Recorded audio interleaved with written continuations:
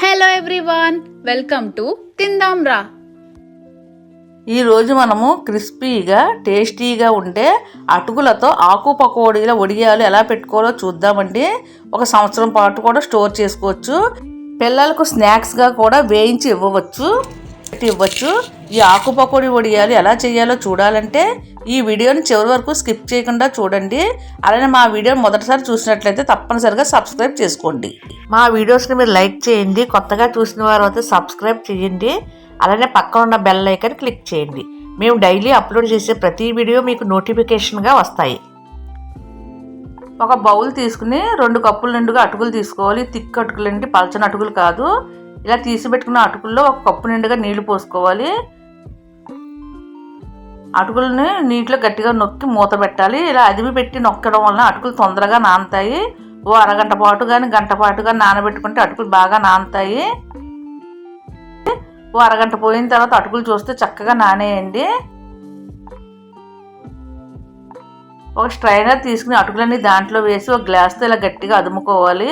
ఇలా గ్లాస్తో గట్టిగా అదుముకోవడం వలన స్ట్రైనర్ కింద మెత్తగా వస్తుందండి. ఇదంతా తీసుకుని ఒక బౌల్లో వేసుకోవాలి. అలా మిగిలిన అటుకులను కూడా ఇలా మెత్తగా చేసి పెట్టుకోవాలి. తర్వాత టేస్ట్కి తగ్గట్టుగా సాల్ట్ని యాడ్ చేసుకోవాలి. మీకు ఇలా చేసుకోవడం కొంచెం కష్టంగా అనిపిస్తే కనుక మిక్సీ జార్లోనే వేసుకోవచ్చు. తర్వాత మీ టేస్ట్కి తగ్గట్టుగా రెడ్ చిల్లీ ఫ్లేక్స్ వేసుకోవాలి.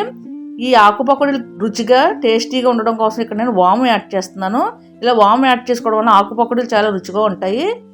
మనం వేసుకున్న ఉప్పు, కారము, వాము అంతా ఈ పిండికి బాగా పట్టేలాగా చేతితో బాగా కలుపుకోవాలండి. వాటర్ ఏమి వేయకూడదండి. వాటర్ వేస్తే ఆకు పకోడీలు సరిగ్గా రావు.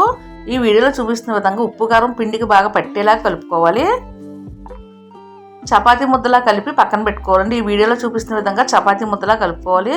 మనం జంతికలు వేసుకుంటాం కదా, దాంట్లో ఆకు పకోడీల ప్లేట్ ఉంటుంది కదా, ఆ ప్లేట్ని ఇలాగా జంతికల గొట్టంలో వేసుకుని గొట్టానికి కొంచెం నూనె రాసుకుని మనం చేసి పెట్టుకున్న పిండిని జంతువుల గొట్టంలో వేసి అట్టపైన ఒక కవర్ వేసి ఇలా ఆకు పకోడీలా ఒత్తుకోవాలి. మనం వేసుకున్న ఆకు పకోడీలు ఒకదానికొకటి అతుక్కోకుండా పక్క పక్కన వేసుకోవాలి. ఇలా వేసుకోవడం వలన ఎండిన తర్వాత ఒకదాని తర్వాత ఒకటి అద్దుకోదు. ఏమైనా కలిపి పెట్టుకున్న మొత్తం పిండిని ఇలా ఆకు పకోడీలా కవర్ పైన ఒత్తుకోవాలి. ఇలా కవర్ పైన ఒత్తుకోవడం వలన తీసినప్పుడు ఈజీగా వచ్చేస్తాయి. ఎండలో పెట్టి 2 రోజులు బాగా ఎండనివ్వాలి. తర్వాత స్టోర్ చేసుకోవాలి. ఇలా ఆకు పకోడీలు చేసుకుని డబ్బాలో స్టోర్ చేసుకుంటే పిల్లలు ఏదైనా స్నాక్స్ అడిగితే కనుక అప్పటికప్పుడు వేయించి ఇవ్వచ్చండి. హెల్త్ కూడా చాలా మంచిదండి. అటుకులతో చేసాం కాబట్టి స్టవ్ పైన ఒక కడాయి పెట్టుకుని కొంచెం నూనె వేసుకోవాలి. నూనె వేడెక్కిన తర్వాత మనం ఎండబెట్టుకున్న ఆకు పకోడీలు వేసుకోవాలి. ఈ ఆకు పకోడీలు చూస్తే ఎంత బాగున్నాయి చూసారా? నోట్లో వేసుకుంటే కరిగిపోతాయండి, అంత బాగుంటాయండి. ఈ సమ్మర్ హాలిడేస్కి పిల్లలు ఇంట్లోనే ఉంటారు కదా, అస్తమానం స్నాక్స్ అడుగుతారు కదా, ఇలా ఆకు పకోడీలు చేసి పెట్టుకుంటే కనుక అప్పటికప్పుడు వేయించి ఇవ్వచ్చు. చాలా రుచిగా ఉంటాయి. వాము వేసాం కాబట్టి హెల్త్ కూడా చాలా మంచిదండి. ఈ ఆకు పకోడీలు చేసుకున్నప్పుడు వాము వేసుకున్నాం కదండి, ఈ వాము వేస్ట్ చేసుకోవడం వల్ల తింటున్నప్పుడు చాలా రుచిగా ఉన్నాయి. ఈ వాము ప్లేస్లో మీరు కావాలంటే జీలకర్ర వేసుకోవచ్చు, అలాగే తెల్ల నువ్వులు కూడా వేసుకోవచ్చు. ఏదైనా సరే 2 రోజులు బాగా ఎండబెట్టుకుని స్టోర్ చేసుకుంటే సంవత్సరం కాలం పాటు నిల్వ ఉంటాయండి. చూసారు కదా, ఈజీగా హెల్దీగా అటుకులతో ఆకు పకోడీలు ఎలా తయారు చేసుకోవాలో మీరు కూడా ఈ విధంగా అటుకులతో తయారు చేసి ఒక డబ్బాలో స్టోర్ చేసి పెట్టండి.